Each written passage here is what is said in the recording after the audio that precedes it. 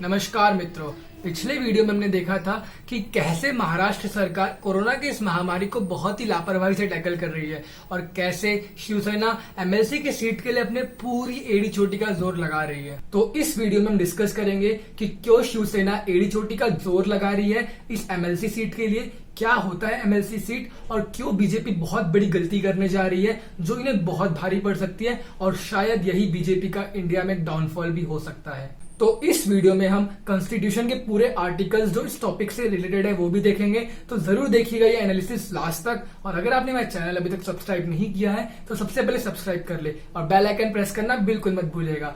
तो बिना देर करे चलिए शुरू करते हैं। चलिए थोड़ा बेसिक से स्टार्ट करते हैं। इंडिया एक डेमोक्रेटिक कंट्री है जो इंडियन कॉन्स्टिट्यूशन पे चलती है। वही Indian politics is federal in nature with central government at national level and elected state governments eight state level. दोनों सेंट्रल एंड स्टेट लेवल पे राजनीति के दो सदन हैं। सेंट्रल लेवल पे राज्यसभा और लोकसभा यानी अपर हाउस और लोअर हाउस रिस्पेक्टिवली बोलते हैं। वहीं स्टेट लेवल पे इन्हें विधान परिषद यानी upper house and Vidhan Sabha यानी लोअर हाउस कहा जाता है। अब जो विधानसभा में इलेक्ट होके आते हैं उन्हें एमएलए कहा जाता है। वहीं विधान परिषद में इलेक्ट होके आने वालों को एमएलसी यानी मेंबर ऑफ लेजिस्लेटिव काउंसिल कहा जाता है। आइए इनको थोड़ा और पास से जान लेते हैं। MLA, that is Member of Legislative Assembly, is an elected representative of the constituency from where he fights the election. यानी ये वो नेता होते हैं जो किसी पर्टिकुलर जगह से डायरेक्ट आम जनता द्वारा चुनाव जीत के आते हैं। वही MLC that is member of legislative council या तो नॉमिनेटेड मेंबर होते हैं या फिर किसी स्पेसिफिक ग्रुप ऑफ पीपल द्वारा चुन के आए होते हैं। और ये specific group of people mostly noble professions होते हैं। लाइक इफ टीचर्स तो स्टेट के सारे टीचर्स सिर्फ वोट कर सकते हैं। इफ ग्रेजुएट्स तो स्टेट में जितने भी ग्रेजुएट्स हैं सिर्फ वही वोट करेंगे। ऐसे लॉयर्स और कई सारे प्रोफेशंस के लोग वोट कर सकते हैं। और 3 मेंबर ऑफ लेजिस्लेटिव काउंसिल को गवर्नर डायरेक्ट चुन सकते हैं। और ये जो सारा खेल हो रहा है वो इसी के आसपास हो रहा है जिसपे हम थोड़ी देर में आते हैं।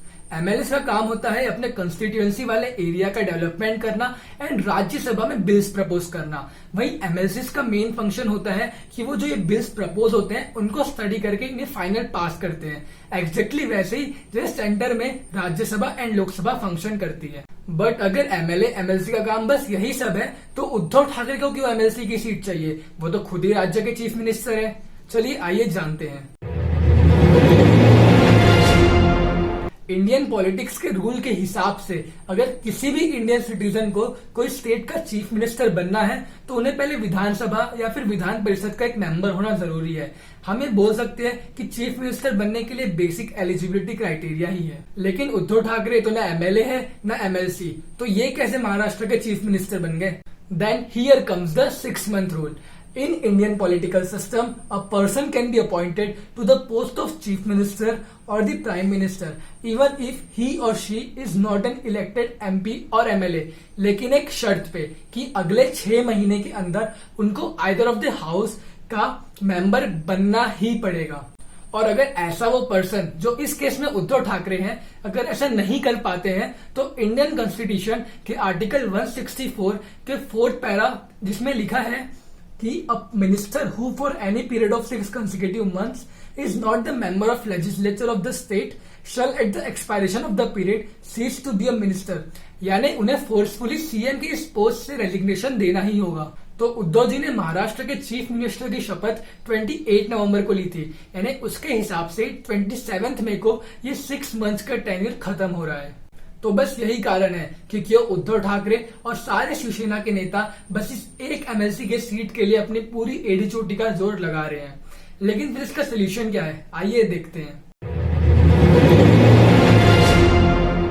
कॉन्स्टिट्यूशन का आर्टिकल 163(1) ये क्लियर डिफाइन करता है कि governor must follow the recommendation of the Council of Ministers in all situations except in so far as he is by or under his constitution required to exercise his functions or any of them in the discretion। इसका मतलब ये कि governor को council of ministers की recommendation माननी ही होगी। लेकिन ये एक केस में मना भी कर सकते हैं कि अगर मिनिस्टर्स के बीच में कॉन्फ्लिक्ट चल रहा हो और उन्हें ऐसा लगता है कि उनके डिसीजन से ही बात बनेगी तो गवर्नर इसको मना भी कर सकते हैं। लेकिन यहाँ पे कोई कॉन्फ्लिक्ट नहीं है क्योंकि महाराष्ट्र के सभी मिनिस्टर्स ने डेप्यूटी सीएम के अंडर में साइन करके उद्धव ठाकरे को ही ये एमएलसी की सीट देने के लिए रिकमेंड किया है। तो फिर क्यों गवर्नर ने अभी तक नहीं दिया?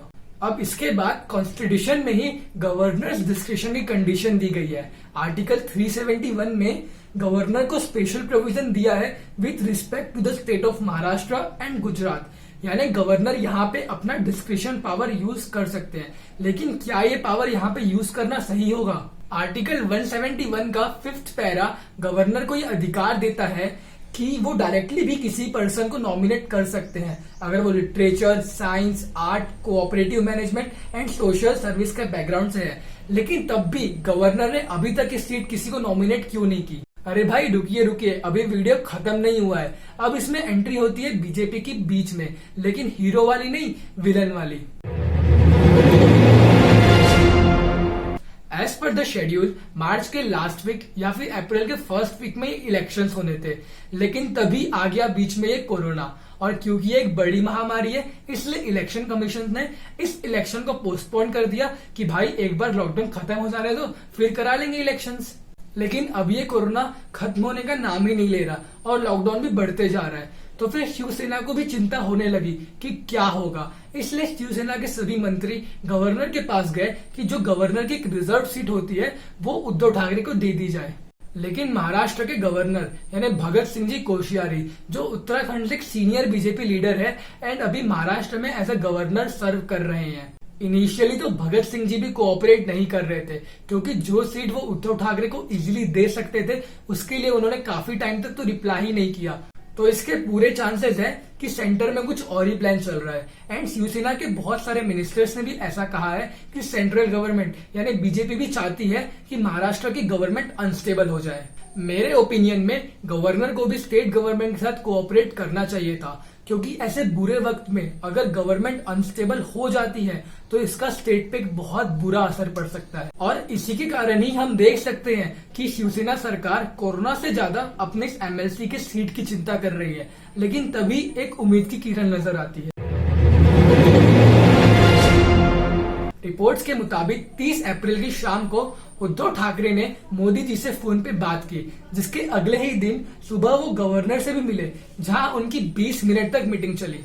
इस मीटिंग के बाद उसी दिन यानी 1 मई को गवर्नर ने बताया कि उन्होंने इलेक्शन कमीशन से बात की है स्टेट में इलेक्शंस कराने के लिए जो मोस्ट प्रोबेबली 21 मई को ऑर्गेनाइज होंगे। ये तो डेफिनेटली खुशी की बात है सभी के लिए, लेकिन जब तक इलेक्शंस हो नहीं जाते, रिजल्ट्स नहीं आ जाते, कुछ कहा नहीं जा सकता क्योंकि सेंटर में बीजेपी है एंड इसके पहले भी कई बार बीजेपी ने अपने उस पावर का फायदा उठाया है।